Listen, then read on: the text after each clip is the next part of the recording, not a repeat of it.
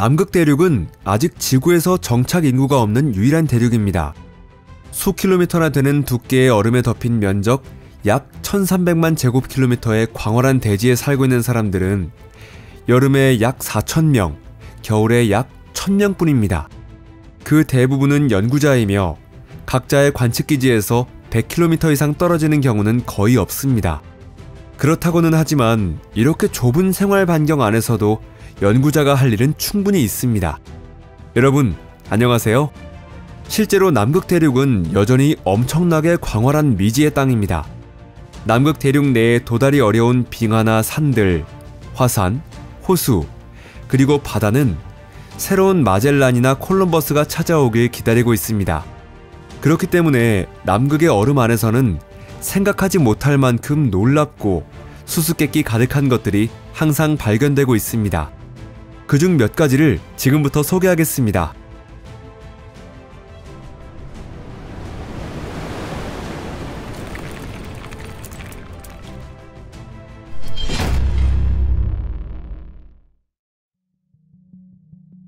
운석. 지구에는 많은 운석이 떨어지고 있습니다. 그 수는 매우 많아 사람이 운석을 맞은 사례도 어느 정도 기록되어 있을 정도입니다. 대부분의 운석은 광활한 대지의 어딘가에 떨어져 소실되어 버리기 때문에 사람이 발견할 수 있는 이 우주에서 온 여행객은 극히 일부에 불과합니다. 남극 대륙의 원시 그 자체의 빙하는 운석을 사로잡는 천연 덫과 같아서 그 덫에 걸린 운석은 원초적인 아름다움을 간직한 채 연구자의 손안에 들어오게 됩니다.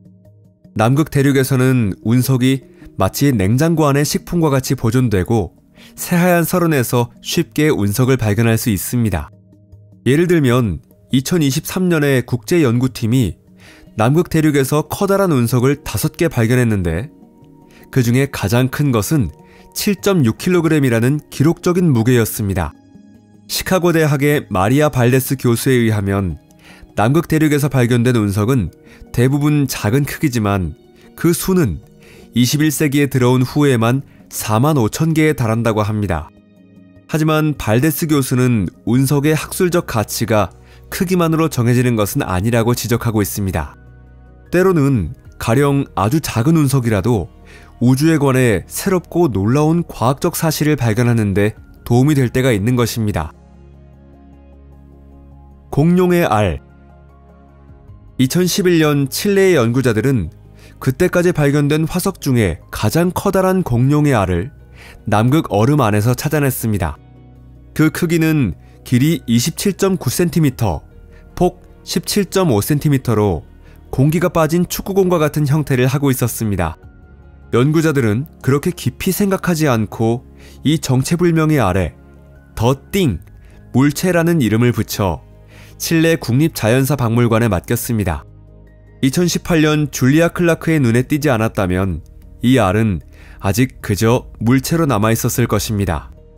그녀의 끈기 덕분에 알게 된 것은 이 물체가 6,600만 년 전의 것이며 태고의 모사사우루스 알이라는 것이었습니다. 연구자가 외사법을 이용해 계산한 결과 알을 낳은 모사사우루스의 몸 길이가 꼬리를 포함해 6m 이상이었다는 사실을 알게 되었습니다. 게다가 같은 바위층에는 알에서 부화한 모사사우루스 새끼의 흔적과 성체의 흔적이 연구자들에 의해 확인되었습니다. 연구자들은 이 진귀한 중생대 유치원의 발견을 통해 공룡이 갑자기 멸종했던 수수께끼를 해명할 수 있길 기대하고 있습니다. 요정의 해골? 아니면 외계인의 뼈? 가장 기묘한 것을 발견한 것은 캐나다의 고고학자들인데 그들이 2021년에 남극 위트모어 산맥 주변에서 공룡 화석을 조사하고 있을 때였습니다. 그런데 그것은 말 그대로 표면에 있었습니다. 얇은 눈층 아래에 있던 기반암이 연구자들의 눈에 띈 것인데 그 표면에는 사람의 골격과 닮은 뼈의 흔적이 선명하게 남아 있었습니다. 하지만 그 크기가 30cm도 되지 않았습니다. 이런 골격의 흔적이 모두 6개 발견되었습니다. 조사대의 대장인 마리 박사는 골격의 흔적이 남아있는 5개의 화석을 캐나다와 미국의 여러 연구기관에 보냈습니다. 그리고 그들은 더욱 경악하게 되었습니다. 그 화석의 연대가 무려 6억에서 6억 3천만 년 전이라고 추정된 것입니다. 지질 시대에서 이 시기는 원생대의 마지막이자 고생대의 시작에 해당합니다. 즉, 실질적으로 생명이 바다에서 육지로 막 올라오기 시작할 즈음입니다. 당연히 그 시기에는 공룡 같은 것이 있을 수 없습니다. 공룡이 출현한 것은 그 시대부터 적어도 3억 5천만 년 후의 일입니다. 또한 캄브리아기의 남극 대륙은 곤드와나 대륙의 일부이자 아열대 기후였습니다. 물론 UFO 연구자들은 발견된 골격이 외계인의 것이라며 바로 단정지었습니다. 또한 조사대 일원 중 한 명이 농담으로 말한 가설에 의하면 이것이 요정의 골격이라고 합니다. 아니나 다를까 이 골격의 생물이 진화하여 인류가 되었다는 설도 등장했는데, 이 설은 지구상 생명의 진화에 대한 통설을 모두 뒤엎는 것입니다. 하지만 걱정할 필요는 없습니다.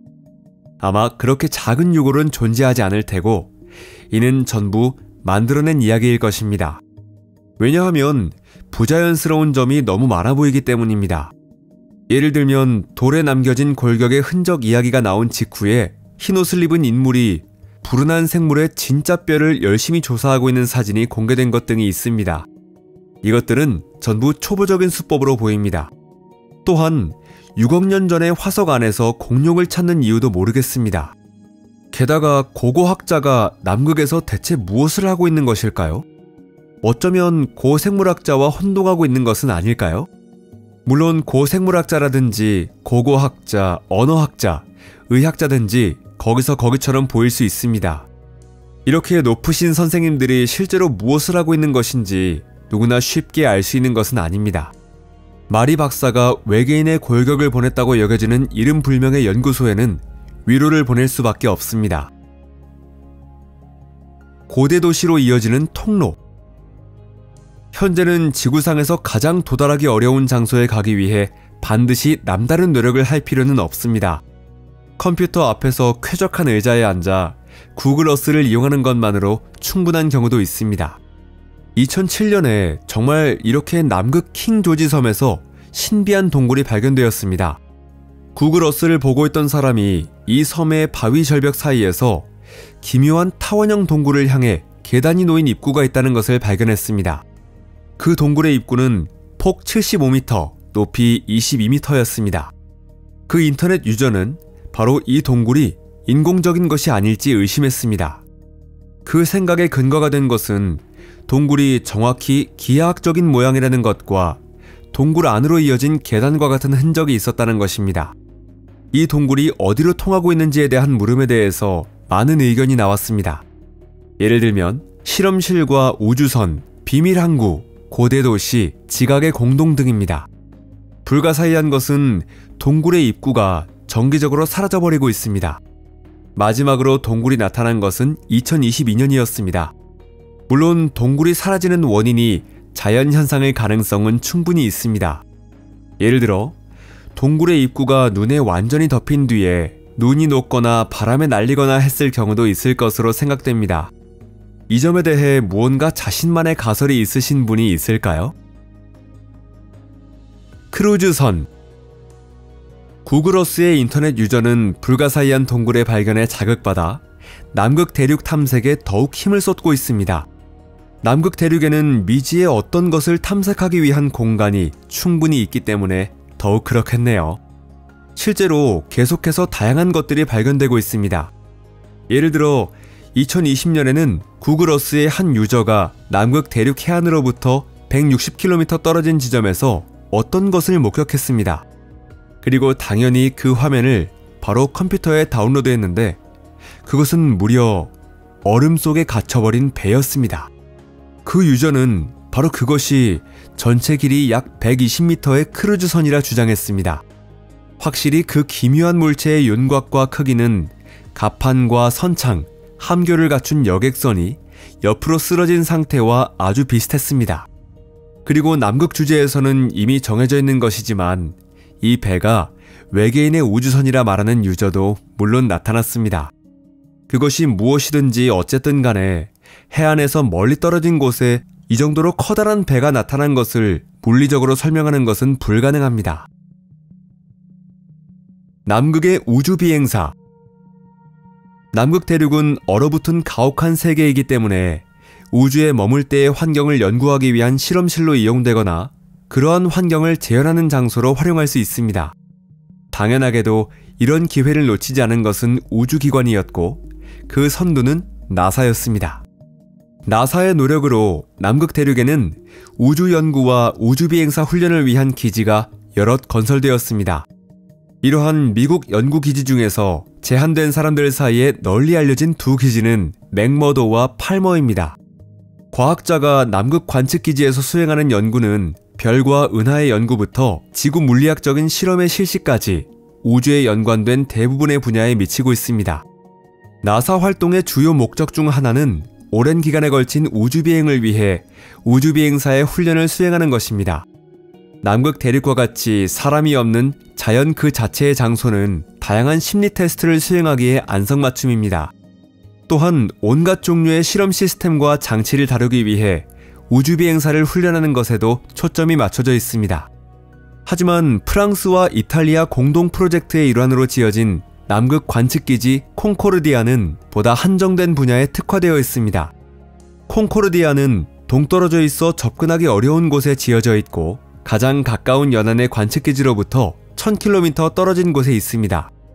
이 기지에서는 격리된 환경과 추위, 어둠, 그리고 소수 집단으로 한정된 공간에서 오랜 시간에 걸쳐 머무르는 것이 우주비행사가 될 사람들의 정신 상태에 어떤 영향을 미칠지 연구하고 있습니다.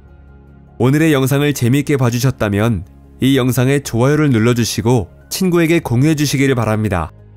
여러분, 항상 도와주셔서 감사드립니다. 그러면 곧 다시 만나요. 안녕히 계세요.